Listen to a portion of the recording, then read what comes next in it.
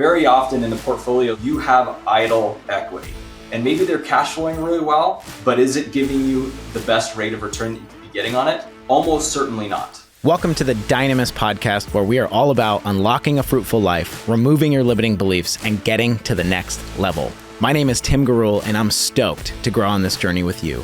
As David Geffen says, we are each the figment of our own imagination, and some people have the greater ability to imagine than others. Hey everybody, welcome into this week's episode of the Dynamis Podcast. We got Jim Ross with us, and we're going to talk about all things tax. Jim is a dynamic dude. And before we even get into this episode, I just have to preface, if you guys are not watching on YouTube, if you didn't see the social media snippet, when I think, me personally, and I know this is bad, when I think of tax guys, I think of like old dudes wearing loafers with a belly who kind of take a long time to gather their thoughts and move a little bit slower. And Jim is not that at all. Jim is fit, dynamic. He's young, youthful. He's got a lot of energy. I haven't spent a ton of time with Jim, but I can tell you just like right off the bat, totally wasn't what I was expecting. And it's really exciting, especially in the world of tax and business development. So pleasure to have you here, Jim. What a pleasant surprise. Stoked to have you in the studio this week with us. Yeah, thanks, Tim. I'm so glad to be joining in with you today. And I can totally relate to what you're talking about with what you kind of normally expect from the average tax accountant. And yeah, that's very much true in a lot of ways. But my philosophy with fitness, by the way, is you take care of yourself first and yourself will take care of you. And you can't have the energy that you need to have to go and do anything passionately if you're not getting worked out, right? I agree. And right, wrong, or indifferent, and I know this is going to sound vain and it's going to sound shallow.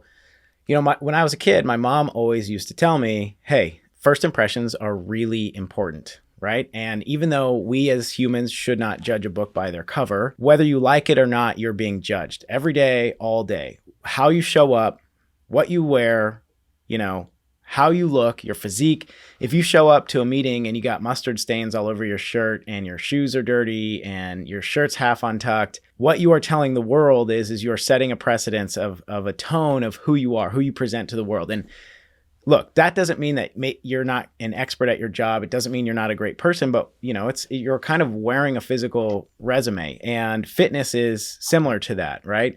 When I see somebody who is fit, I think here's a person who's a disciplined individual who shows up for themselves, who cares about growth, improvement, and is uncompromising. And if they're uncompromising for themselves, then they're probably also going to be uncompromising for me. And I know that we are probably aligned mentally, physically, perhaps spiritually. And this is a person that I want to add to my war chest to go climb the mountain that I'm going to climb. So that's me personally. I don't know, It does sound vain sometimes, but like, people will take you more seriously if you're fit.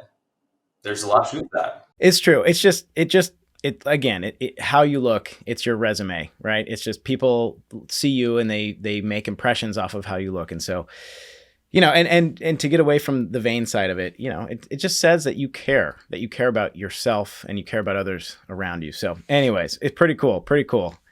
Jim, why don't you introduce yourself? Tell us who you are, what you got going on, and what's the mission that you're achieving here. Okay. So Jim Ross, I am a CPA, work out of Phoenix, Arizona. I work with a tax accounting and advisory firm called Provision PLC. We're a sort of smallish firm. We have 6 partners and in total about 50 people, inclusive of, administrative and other tax accountants. Our firm works remotely completely. So all of our people are, working from home. We have folks that are in numerous other states. So when the pandemic hit, we basically were forced to go remote, but we figured out how to do it well, figured out how to measure people's performance and make sure that, production kept moving along. And right now in the accounting industry, it's hard to find talented professionals. There's a shortage of talented professionals. So we opened up our search to the whole nation and said, hey, if you are talented and you want to come work with us and you can work remotely, we'll take you. And people are leaving other bigger, more traditional firms for that exact reason, because they are mandating people to go back to the office. So anyway, that's the side point. But I've been with Provision for coming up on 11 years. I've been doing accounting in general for close to 15 years. Our firm specializes in working with small businesses of all sorts. So we have, every industry you can imagine in all 50 states. We've got clients. We have a ton of real estate investment. So a lot of what we spend time talking about is, can you qualify as a real estate professional? How do we, accelerate deductions, that kind of stuff. So any kind of small business, that's our niche. And we feel like it's a segment of the population that's totally underserved. They either feel like they can't afford to get good help, or they can't get the time of day, or the guy, that does their taxes just does their taxes. You give them your forms, your reports, etc. They fill out the taxes, off you go. They're not getting the advice. They're not getting any guidance. If they show up with questions, they've got a no man on their team. You don't want a no man on your tax team. You want to, hey, that's an interesting idea. Let's figure out how to make that work. And that's what we try to do. You already brought up a point that I want to dig into right off the bat, but I'm curious, you are a younger dude. Why taxes? Because like I said, I don't typically think of like young guys with a bunch of energy, why this? How did you end up doing this? I'm very curious. Yeah, well, so I started out in just kind of like business management and economics, and kind of found my way into accounting. I liked the financial analysis part of it. Measuring performance of companies, looking at, the different metrics of financial statements and kind of gauging how companies are performing. What are the warning signs, those kinds of things. Kind of fell into an internship early on doing some audit type of work, and found out that audit wasn't for me. Audit's very, I don't know, forgive me for all the auditors out there. I found it to be just horribly boring. And so, other peers in the industry who told me about what they were doing in tax kind of led me to believe that maybe it'd be something I would be interested in. And honestly, a lot of people think tax and they just think, you're filling out 1040s, you're filling out, tax forms, and you're crunching the numbers and you're shuffling papers. Well, there is some of that, of course, is tax work. But the part of it that's fun and engaging is the interrelational part of it. So, I have, somewhere in the realm of 250, 300 small business clients of mine that are in every niche you can imagine: real estate, pharmacies, marketing, I mean, you name it, farming. And it's a lot of fun to sit down and talk with them about what their issues are. Hey, let's structure your business different to, squeeze out some benefit here or there. Let's talk about asset protection. Let's talk about, how to capture and maximize your deductions. And we have those kinds of relationships with our clients where we're on their team. If they have an issue, I'm usually the first guy they call. They've got other people on their team. They've got a financial planner and an attorney and an insurance guy, but they call up the CPA because we're like the quarterback. Okay. And that's what makes it fun. If it was just filling out tax forms, I would have burned out of it years ago. But it's that, relational side of it with the small business owners that I really enjoy.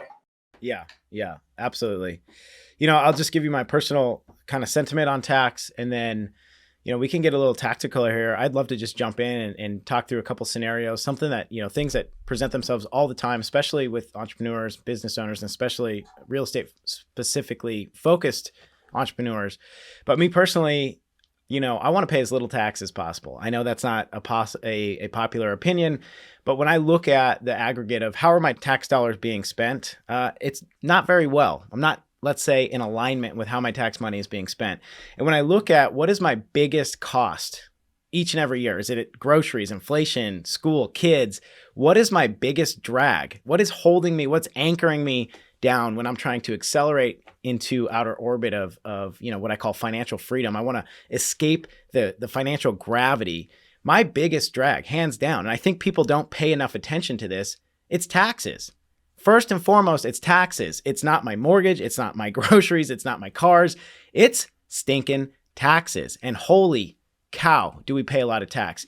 And depending on how you vote, depending on where you land politically, it looks like we're just going to continue to pay more and more and more taxes forever into perpetuity. And they're trying to, eliminate capital gains. They're trying to, put a cap on 1031 exchanges.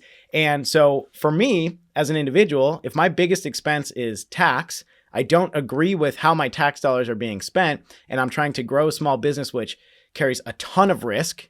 Well, I want to be incentivized into carrying that risk by being able to mitigate my taxes. I want to pay as little taxes as possible, zero. I want to pay no taxes that doesn't mean I'm not going to pay taxes on, personal income, or I'm not going to pay, property tax. I'm not going to pay, who knows, payroll tax, whatever. But me personally, I want to reduce my drag on taxes. And I want to work with somebody who's going to help me strategize a way to do that legally. I don't want to be, getting audited and end up in court. I want legal strategies to eliminate the tax drag so that, my hard-earned money isn't going to, who knows what, a gender study of frogs on the Colorado River. I'm sorry, I don't know. I just saw, they spent $2 million on a single stall public bathroom later. Yeah, loan forgiveness. So I don't want to pay more taxes because I don't think the tax dollars stewarded well. That doesn't mean I'm not willing to give, but man, I do not want to be extorted by the government. And so to me, tax is a huge problem. And I can just say personally, my biggest frustration, the weakest link in my business is a tax professional. I have great attorneys. I have great brokers. I have great teams. Man, it's so hard to find a tax strategist to kind of grow with you. And it seems like as soon as, you start getting some momentum, it's just like, bam, you're outgrowing that tax professional. And so this is the biggest frustration in my personal business. So I'm really excited to talk to you today. Well, I'll tell you, Tim, part of our branding is wealth. And people ask, well, you're tax guys, why is wealth part of that? Like our website is provisionwealth.com. If you can claw back even just a few percentage points of your tax, that might be the thing that grows your wealth, that changes your wealth accumulation more than anything else. Think about the time you spend talking with financial planners and you're grappling with, hey, can we get from 8% to 9% or to 10 or 12%? Well, what if you claw back 10% on your taxes? That's a very real potential opportunity that we see all the time. And it's very often low-hanging fruit if you have a good tax planner. And people don't know the value in that. Everyone thinks, I need a good guy at Schwab or whatever. And that's fine. You should have a good financial planner and have some of your money in the market. But do you have a tax planner that looks at your whole picture holistically and says, hey, here's an area of opportunity. Let's get you 5 or 10% of your taxes back. And let's use that as a vehicle to grow your wealth. Right? Yeah, absolutely. So being that the show is really, we do focus on entrepreneurship and small business, but obviously there's a large portion of our audience that focuses on real estate. I'd love to kind of just dive into the real estate deep end right off the bat and ask a few questions. And I'd love to talk about depreciation because there's been some changes recently with depreciation. 100% depreciation was sunsetting, it seemed like, and now it looks like it's coming back. Is that correct? Yeah. So the Tax Cuts and Jobs Act that gave us the 100% bonus depreciation, as part of the way they designed it, it would start to sunset in 23. So in 23, it went from 100% to 80%. This year, 60%, next year, 40%, and so on. And there has been support in Congress to renew, that among a bunch of other tax benefits that are in the Tax Cuts and Jobs Act and some other components together. And so there is a bill called the American Families with Workers Act, and they passed it through the House, bipartisan support. Okay. And what it would do based on that version would be to restore the 100% bonus depreciation retroactively into 23. Okay. So some folks maybe haven't filed 23 yet, or if they have, they may be able to go back and amend it if they had, assets that would be, relevant for that. And it would extend it through the end of 25. Now it's gone to the Senate and it's kind of stalled out. And there's negotiations that even in the last, 2-3 weeks have still been kind of, there's some impasses between certain members of the Senate that they're grappling over the child tax credit and the R&D credit. And, how are we funding these tax incentives because it seemed to have, added to the deficit and so on. So the child tax credit that was initiated by Trump, right? They enhanced it quite a lot. Yeah. In $2,000 credit per child. Is that correct? Yeah. Yeah. So they're looking at, we should be inflation adjusting it. We should be changing the amount of it that's refundable. That's, one of the components, especially on the Democrat side of things. They see that as, needy families desperately need support for young kids. They want to renew those benefits. So that's a big sticking point. And so it's kind of stalled out. I'm not holding my breath for it, honestly, at this point. I would have hoped, 2-3 months ago when it seemed like it had a lot of momentum that we would have seen something go through. But since it's been sitting for 3 months, it's sort of tenuous as to whether we're going to see something come through with that. It's also an election year, so do the Democrats want to pass something like this that gives tax benefits to small businesses? That's kind of a Republican thing in an election year. Like I said, not holding my breath, but we'd love to see that. Strategy wise, let's say we purchase a property and we utilize let's just say it came back. We utilize 100% bonus depreciation. Can you just talk through high level, how does that work and why would we implement that strategy? Yeah. So when you buy real estate, you have to think about the real estate consisting of various components. Okay. You have a raw land component. Raw land doesn't produce any deductions for you today until you sell it. Okay. And that's usually probably 10 or 20% of the cost, depending. Okay. Then you have the building, which is another, the bulk of the cost is actually the building. And depending on whether it's residential or commercial, you may be spreading the cost of the building in terms of tax deductions over 27 and a half years or 39 years, 39 commercial, 27 and a half for residential. Okay. But some of what you're buying is other stuff. That's not the land or the building. It's certain furniture and fixtures and certain equipment and machinery. And there's what's called land improvements. People don't realize land improvements, all the stuff that has to get done to the land to make it ready for a building is called land improvements. And that's a 15-year asset. And what the law basically did in 2018 was any asset that would be categorized into 20 years or less is eligible for that bonus accelerated treatment. So, if you buy a property, let's say it's a commercial property, it's $1 million. Could be an apartment complex, could be an office building, whatever it is, you get what's called a cost segregation study. Okay. An engineer is going to go out and they're basically going to figure out, okay, you spent $1 million on this property. Well, how much of it goes into all those buckets? How much is land, building, furniture and fixtures, land improvements, etc.? And you're probably going to come away with a scenario where about 20 or 30% of your $1 million is in those categories that can be accelerated. Okay. So then you have a $200,000 to $300,000 tax write-off in year one that, depending on whatever else you have going on in your tax picture, may make a huge benefit in lowering your taxes. If you have like high active income, for example, you could put that against your active income or your passive income sources like, rent collected, stuff like that, right? Well, see, that's where it depends. If you had other passive income, you absolutely could use this kind of loss to lower the taxes from the other sources of passive income that you have. If you have W-2 income, that might be a different story because you have in the tax law these different buckets. You have W-2 active income, you have passive income, and your ability to use the loss from the real estate side is going to depend on how much you participate in that. So if it's a very active thing for you, maybe.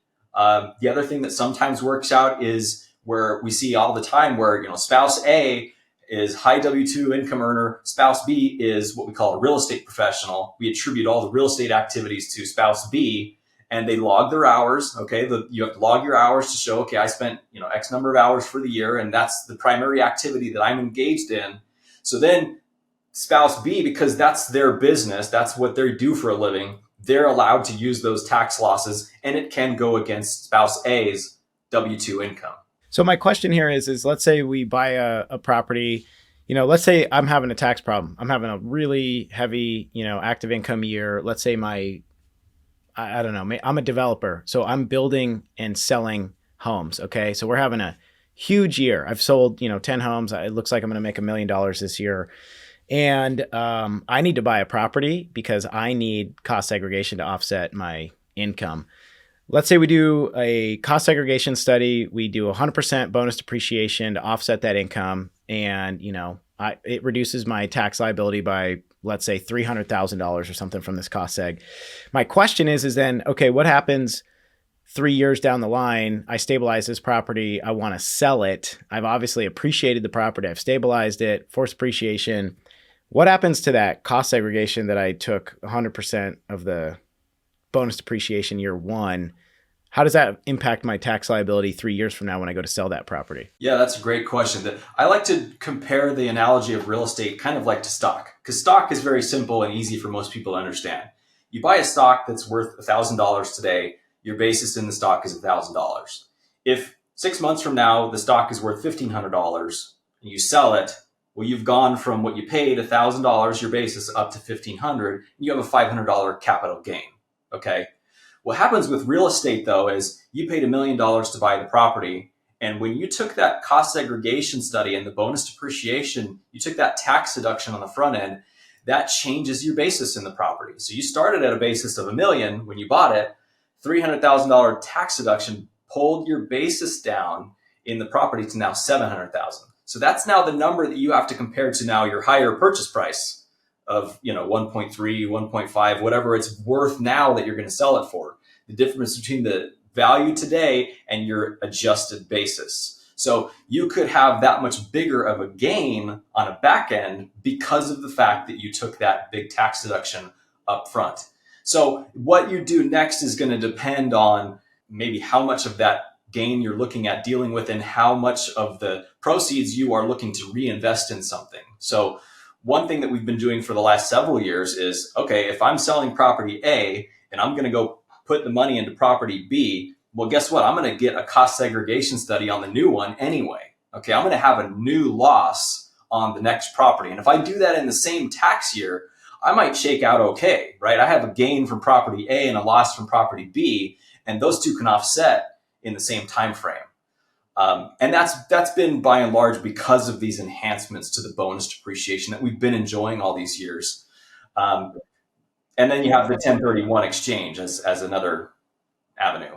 So what you just mentioned there, it's kind of the pop culture name, I guess, or what I've heard it commonly referred to as is 1031 light. Have you heard it? So you take bonus depreciation. So essentially you sell instead of exchanging. You sell, pay the tax, and then take bonus depreciation on the subsequent purchase instead of being in the 45-day window to identify a new property. You just say, screw it, pay the tax, and then it ends up being a wash with a cost segregation study on a subsequent purchase. Yeah, and 1031 can work fine too, but there are a lot of hoops you have to jump through with 1031. You have to identify the new one within 45 days, close on it within 180 days. All of your proceeds from the sale have to sit in escrow until you close on the new one. So you can't touch the cash at all. You have to buy up. You have to maintain leverage ratios. It is cumbersome and stressful. And so, that's an avenue and it works. And especially right now where it's hard to identify a deal. I have seen people buy themselves very expensive problems because they're so flustered with the 45-day window and 180-day window of 1031. Yeah, they rush into just anything. When they should have paid the tax and done a cost seg on the subsequent purchase and just like people make poor decisions when they're making them in haste. So yeah, I love that. It seems like such a better viable option in today's market. So on depreciation, I do have a subsequent question. This is one that kind of hits home for me. I have a family member has a legacy real estate portfolio. So they've got a bunch of real estate that they developed a number of years ago. They've held on to, and it has sunsetted over the depreciation schedule. And now what's happening is that they have a large tax burden every year on this portfolio. They don't want to sell, right? The logical solution I get from a lot of investors is as well, sell the property and go buy other stuff. It's a little more complex than that. They want to hold the portfolio. It's large, it's complex. There's, sentimental value. They developed a lot of it themselves.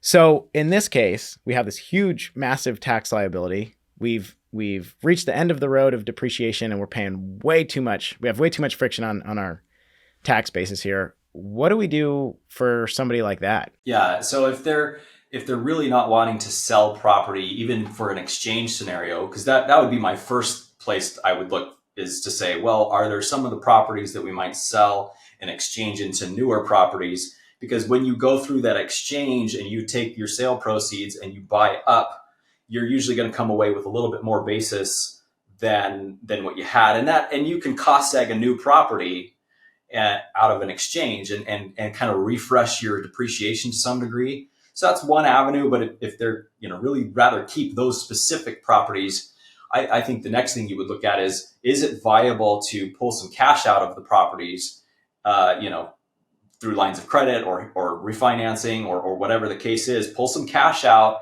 and go deploy that into some additional property where, again, you have a fresh basis in new properties. You can cost seg, you drum up some more tax benefits.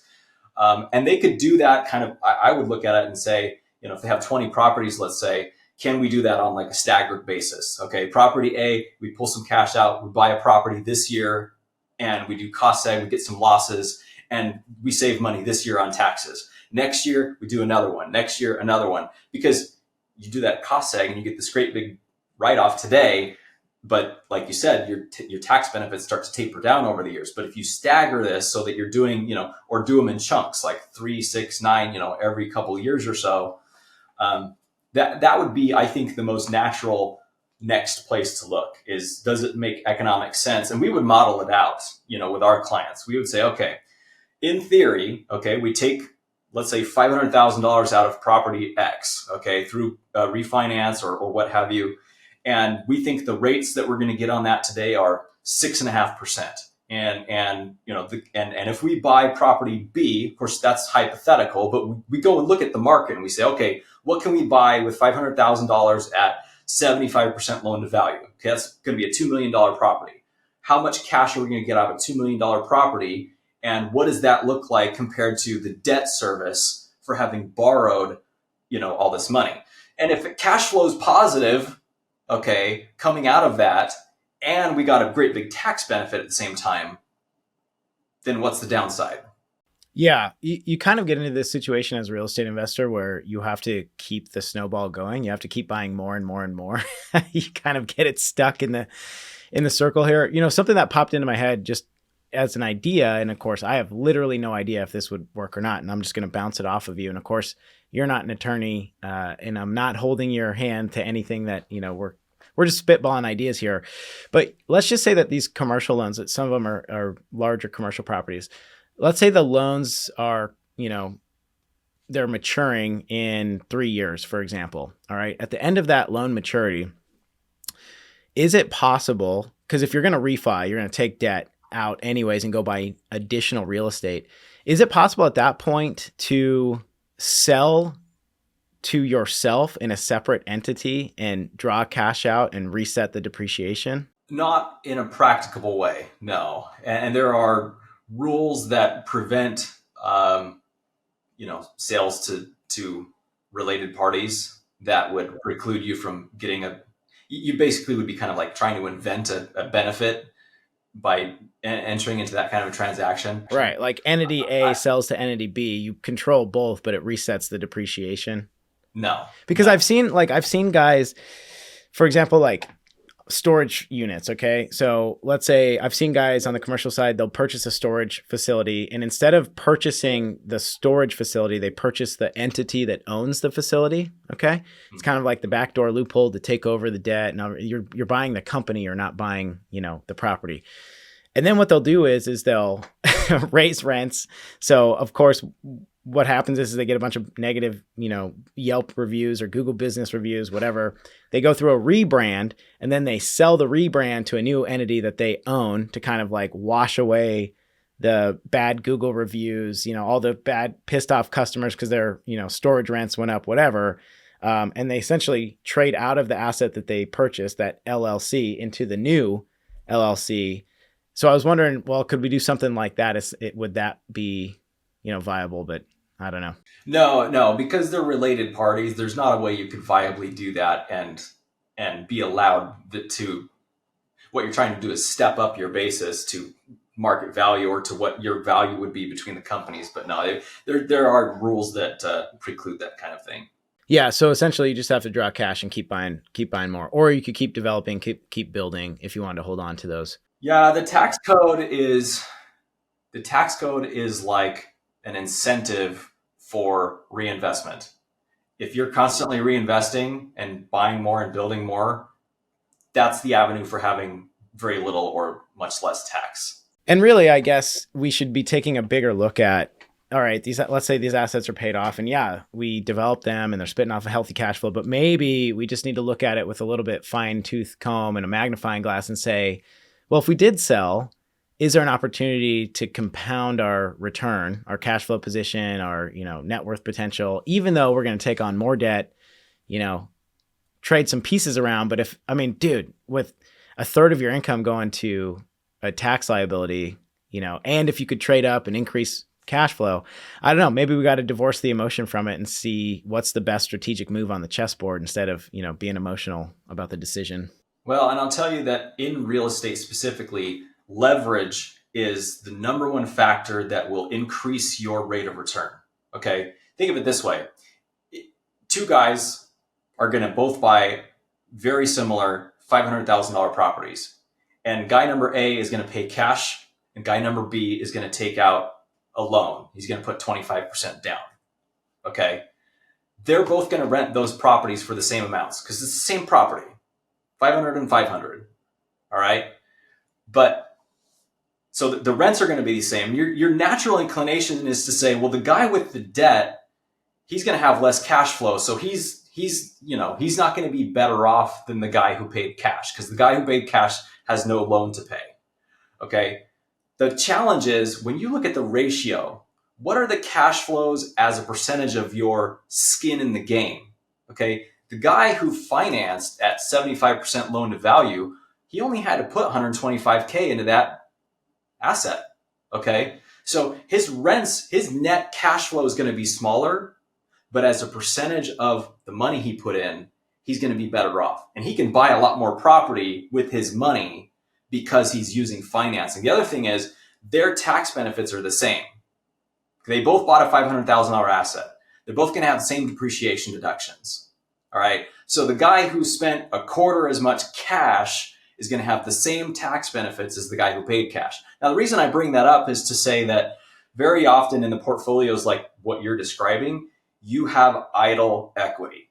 It's in the properties and maybe they're cash flowing really well, but is it giving you the best rate of return that you could be getting on it?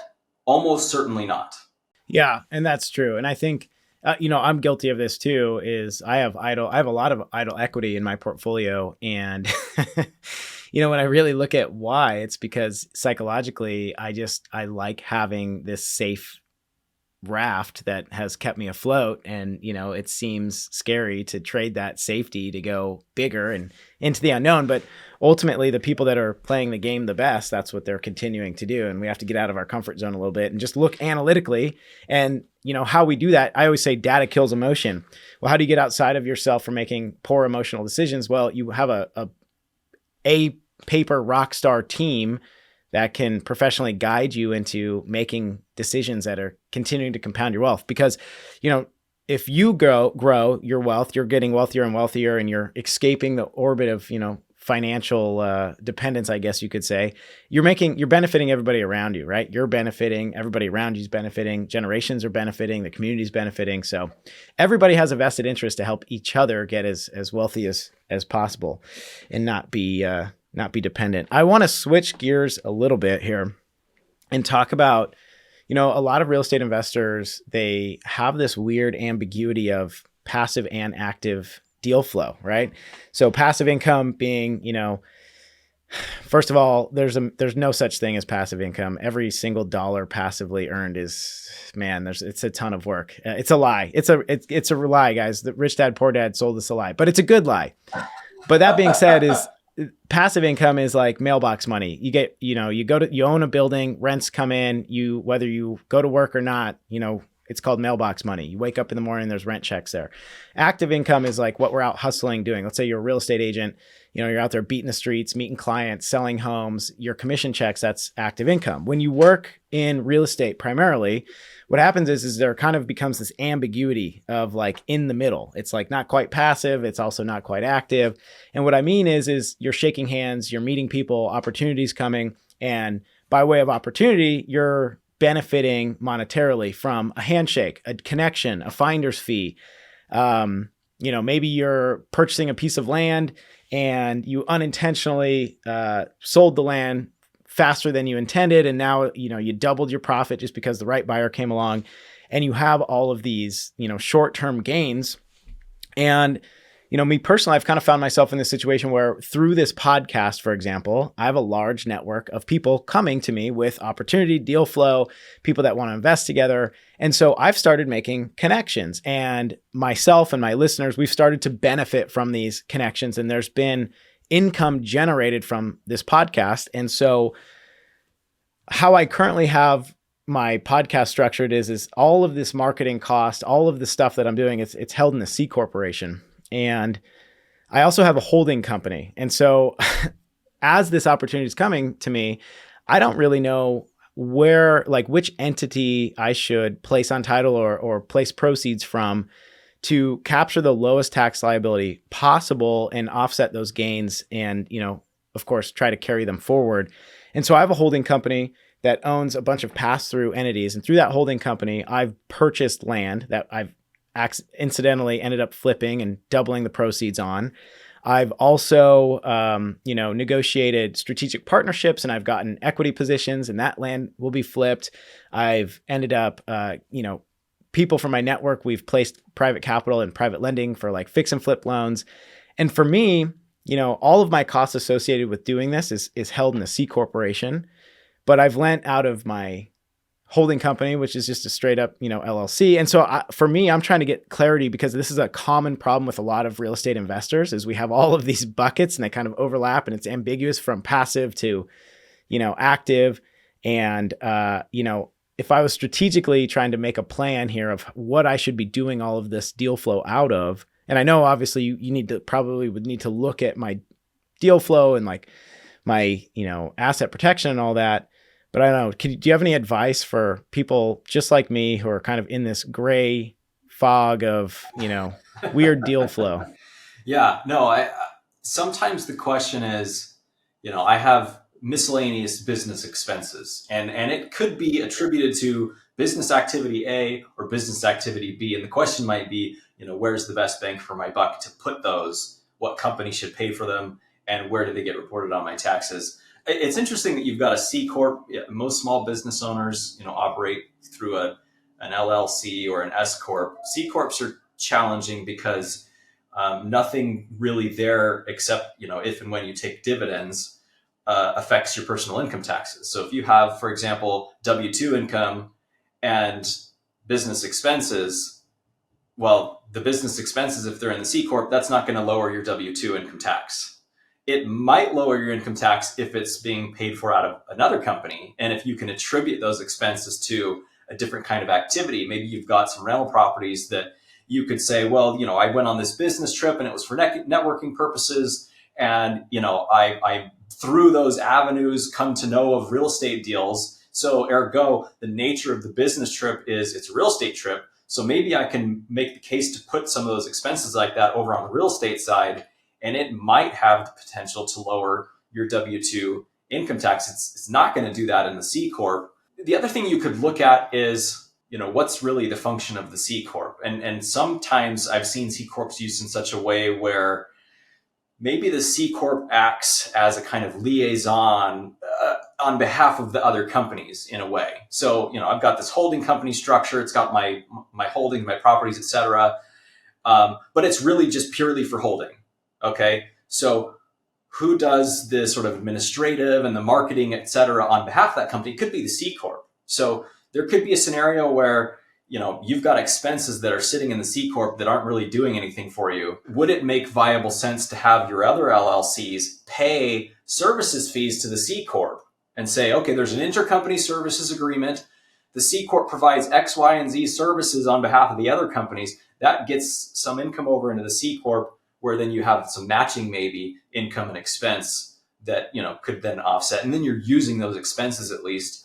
And the deduction for the LLCs paying the C Corp, that's a deduction that is in your personal world. It's a tricky scenario. Like you said, it would be one where I'd want to look at the whole picture. I'd want to look at your filings, look at your business financials, look at, what's the magnitude of the income and expenses from all these things. Because that's all relevant in figuring out how to fine tune that. But you're right. That's a tricky situation. And we'd have to kind of dig into that, I think, in more depth. It sounds like you and I have a follow-up call on the horizon. Yeah. Yeah, I think so. And I guess this is the last question that I'll leave you with, because I know we're getting close on time here, is like privately lending. If I have private capital that I'm lending to, third party investors, private party investors for a fixed, interest rate, I have that C Corp, like I told you about, that kind of has all these market expenses. And I put the word out, hey, I'm a private lender. I'm lending privately through, the podcast, which holds my marketing expenses. But I also, I have a holding company that owns all my pass-through entities that hold my real estate. I've been lending out of my holding company. I guess 10,000 foot view, and I know you and I are going to have a follow-up call. Where should I be making these private loans from? Or what should I be thinking about when I'm thinking about, okay, paying the tax on the origination points and the interest spread on these things? Yeah. So let me first say that when we engage with new clients and we lay out a plan for them that says, okay, looking at all your different business activities, here's how we're going to draw up what we call your structure diagram.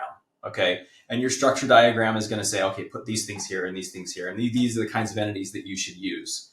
And we very often, just for like you described, would have a holding company, LLC, and sub LLCs below that own properties and so on. In my opinion, that holding company should do next to nothing. Okay. And the reason is because if that holding company is sort of out there in the world transacting, then in theory, it has the potential for liability directly to it, right? And that's kind of the whole point of these sub LLCs, is to compartmentalize the activities for liability purposes. If something happens to LLC sub number one, then whatever's in that property is potentially at risk, but not the other buckets that you have other stuff in. Well, what happens if you open the door to liability at the holding company level? You have the potential to infect everything in that bucket. So we typically advise our clients to not do any transacting except for intercompany cash flows, right? If you've got cash down here that needs to come up to you, it's going to flow through there, or you need to put money down in, it goes through. But otherwise, paying for expenses or receiving earnings, we wouldn't normally use the holding company in that fashion. I would say you probably need a separate LLC, could be under the holding company like the other ones, but just for lending purposes. And I think that would be a more appropriate type of structure for that. Putting it in the C Corp or lending out of the C Corp, could I offset with, because I have all these carry forward losses that I have no income in the C Corp. I wonder, and that is brilliant advice. Is there a downside to lending out of the C Corp, the marketing corporation? That might be a viable approach. Again, I think that would be one where we'd have to look at the amount of all the income and expenses and see if that, how much the interest income is and is it viable to pair those two together in the same company? It might be. It might be. Awesome. Jim, this has been an incredible episode. I'm actually really looking forward to a follow-up call with you. You and I took a call yesterday, just kind of getting acquainted before we jumped on the podcast today. And then we had a little bit of time before the episode. It feels like you and I have a lot in common. It feels like we speak the same language. We're going the same way. You just meet people sometimes, you just vibe with them right away. Like, okay, this is a person that I would enjoy working with. That has been my experience in the short time that we've known each other. And so I'm really excited about spending more time together, getting to know you better, and, hanging out on subsequent calls. So yeah, I appreciate that. I feel the same way. I feel like when you start talking about like saving Main Street and helping the small business owners, and having that feeling of like, well, where is all my tax money going anyway? And is it being put to efficient and usages that I agree with? It's painful. And you wouldn't believe how many people don't realize that 2/3 of their income is going to tax. And it is. By the time you look at income tax, real estate tax, sales tax, excise taxes, 2/3 of your income is going to tax. So if you can move that lever even just a little bit in the right direction, it makes a huge difference on your wealth. So, I'm passionate about it, and I love the entrepreneurial spirit as well too. So, they bring the spirit of can do, and we try to do the same thing, and mutually together, it's a lot of fun. Jim, I do this, it's an episode in the podcast. It's every other week, and it's first thing in the morning on Tuesday morning. It's called the Market Update. And we go over, okay, what kind of policy is coming out? What kind of tax obligations are we looking at? What's on the horizon to get out there and vote? What's the market doing? What's the real estate market doing? Then, of course, we sprinkle on a little bit of politics and things like that. But it's really fun. And I partner with a wealth advisor, and we all give our opinions, and it gets a little heated sometimes.